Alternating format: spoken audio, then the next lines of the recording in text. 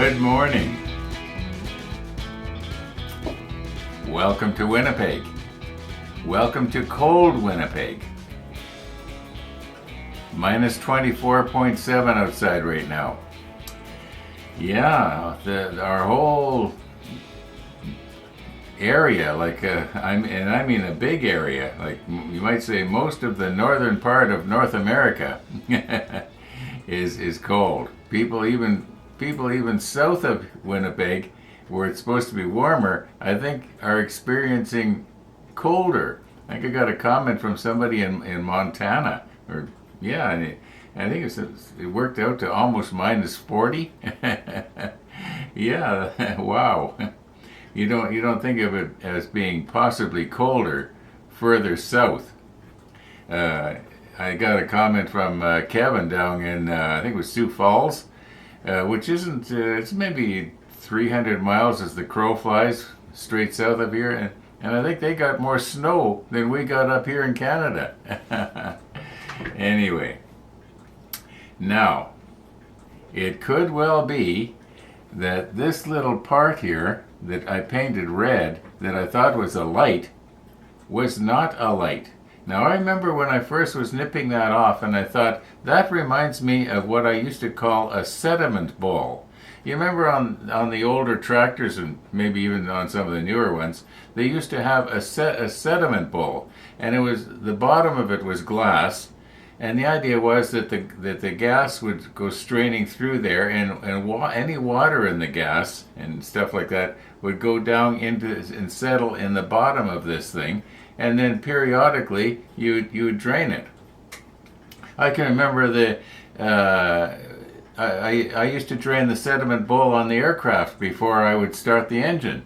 And you just sort of reach inside where the engine is, and there's a little button that you push there, and it would drain the gas out onto the tarmac underneath the airplane. Now that I think about it, was that safe to do? But that's what we did. Yeah, we used to drain the sediment bowl, and some of them had a little filter in it as well. Yeah, so I think that this was not a light; it was a sediment bowl, and the reason I think that is because I got a comment from somebody who said they were actually a submariner. They had served on a submarine, and well, now it sort of makes sense. I shouldn't have painted that red. I should have had it some sort of clear glass color, because that's what it would have been. So that when you're walking by it, you look at it, and if you notice you can see water in the bottom of it, well, you drain it. Anyway, I'm sure that most of you know what a sediment bowl is. I am blown away at the fact that there are people who actually have served on a submarine that are watching me build. I am so honored, actually. And by the way, those of you who have done that, thank you for serving. Regardless of what country you're from, thank you for serving. Yeah, your intentions are good, that's for sure. Okay, that didn't come out quite right. Okay, now, what has happened here? Why do I have my tweezers with little parts in them that are all painted already? This didn't happen yesterday, the last time I ended up and said we'll see you tomorrow. Okay, well, I did come back to the model table last night. And I worked here a little bit and did a little bit of painting, and it's going to be in the rollback. So I think maybe instead of flapping my gums here and talking about the weather and all that kind of stuff, I think we should roll back. Okay, what I'm planning to do here this evening, all being well, I want to paint these three little wheels the green, and I'm going to use this one, the Mr. Hobby 89.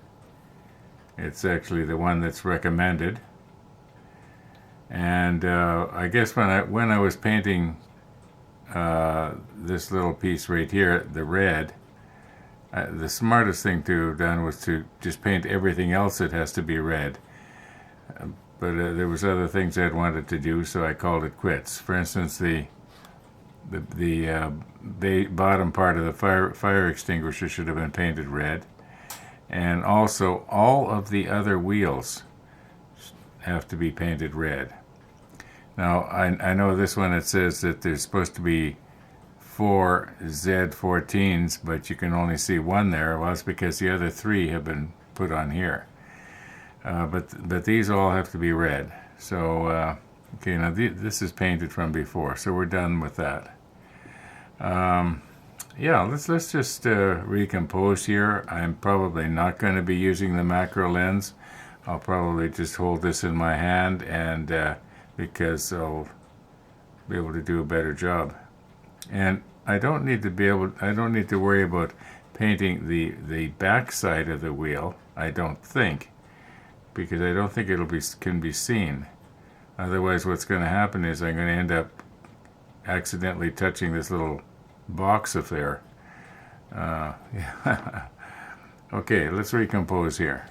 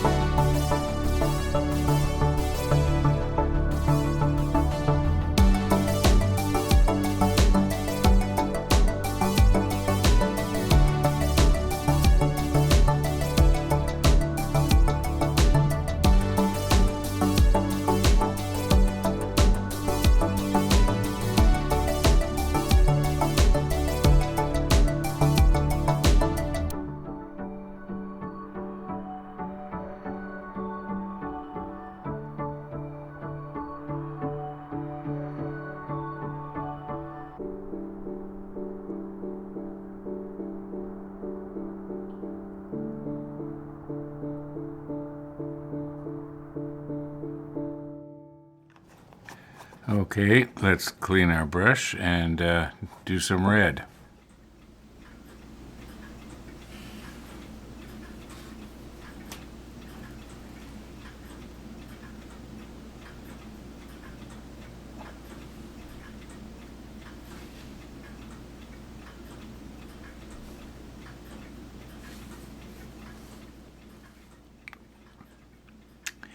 That might work.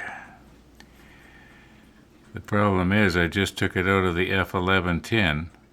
I was planning on mounting all the wheels on self-locking tweezers, but how will I know which is which? Unless I was to maybe take a little piece of masking tape and mark the tweezer F11.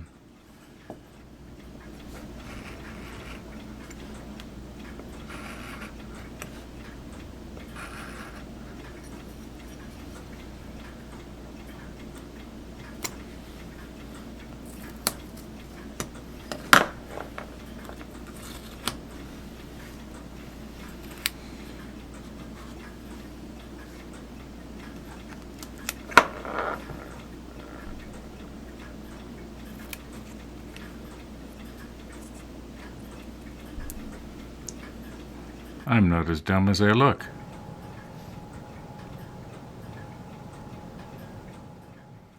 Okay, now as long as I don't get too aggressive with the paintbrush, we should be good to go here.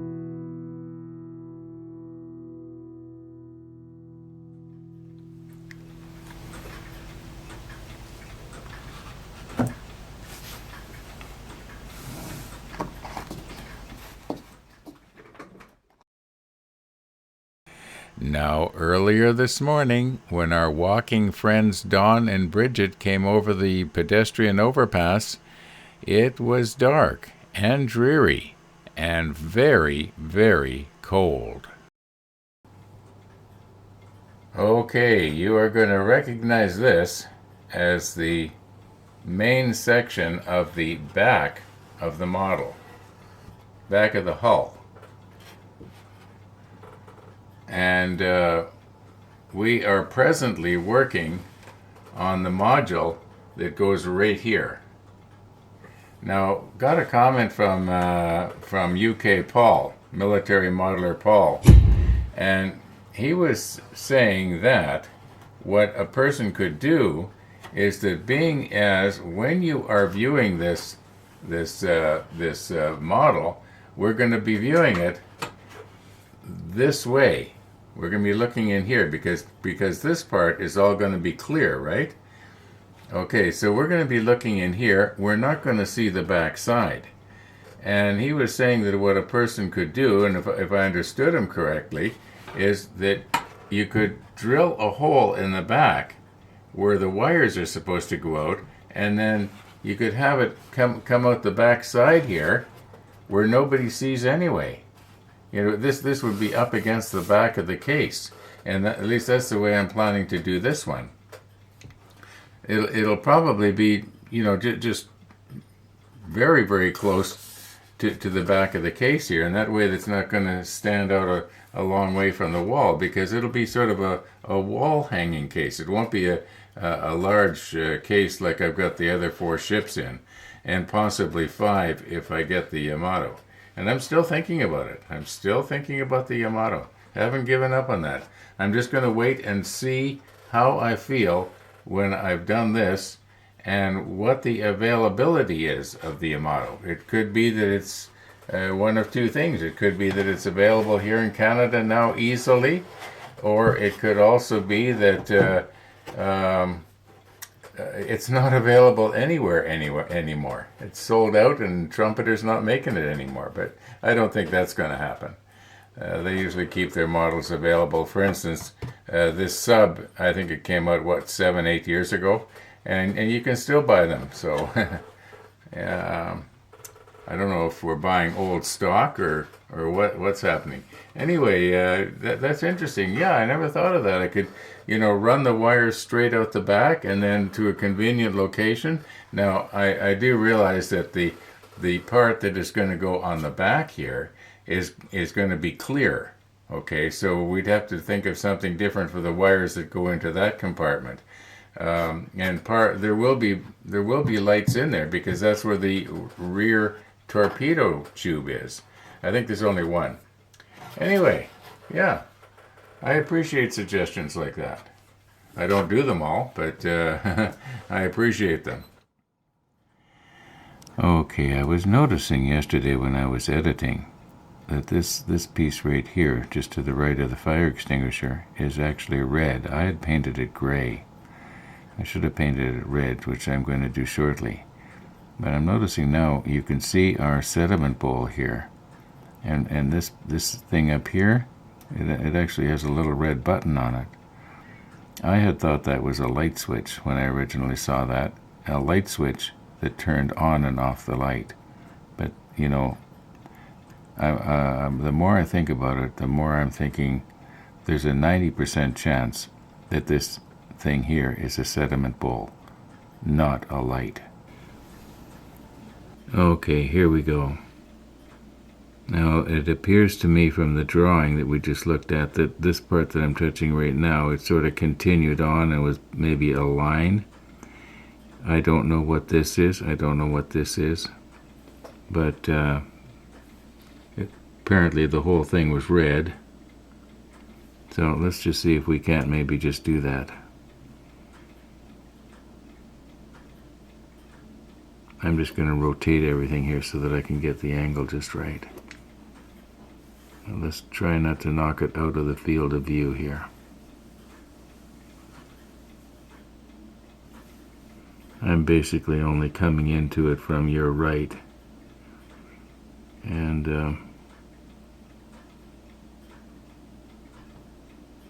So that means if I want to get the paint to go all the way around where I want it to go, let's not put it on too thick here, and yet I don't want plastic to be glinting through. This red does not seem to have the shrinking. It's a gloss red, by the way. I guess you figured that out. It doesn't seem to have the shrinking ability that the XF paints do, the flat paints. So if you fill in a detail with this, you can pretty well, count on the fact that you probably lost the detail. Okay, I think that at arm's length that's going to look like it's all red. I think we basically got it here.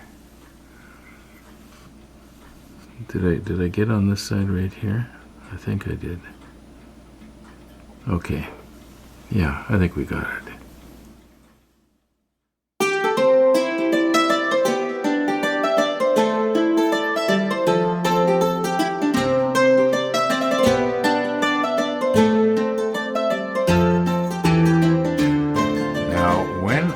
This pizza, I'm guessing, I think it was 2 weeks ago. I think I made it on New Year's Eve. It was New Year's Eve because I remember I had an extra piece.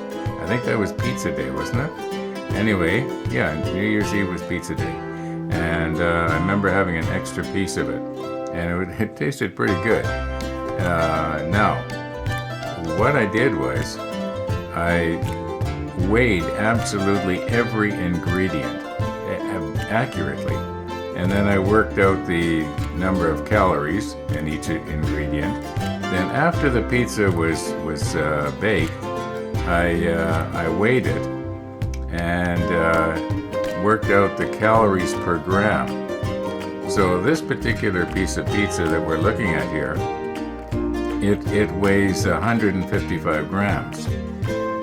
So there's, I guess there's about 400 and something calories in it. I forget. I've got it written down in the kitchen. Okay.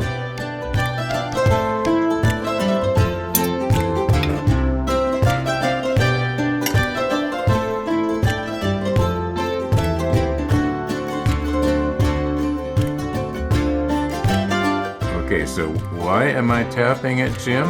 I am tapping it in case there's something that might be a little bit loose. I don't want it to fall off on the green cloth.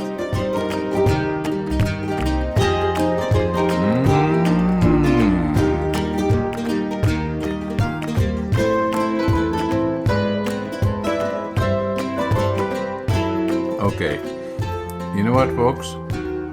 I'm going to call today's episode quits.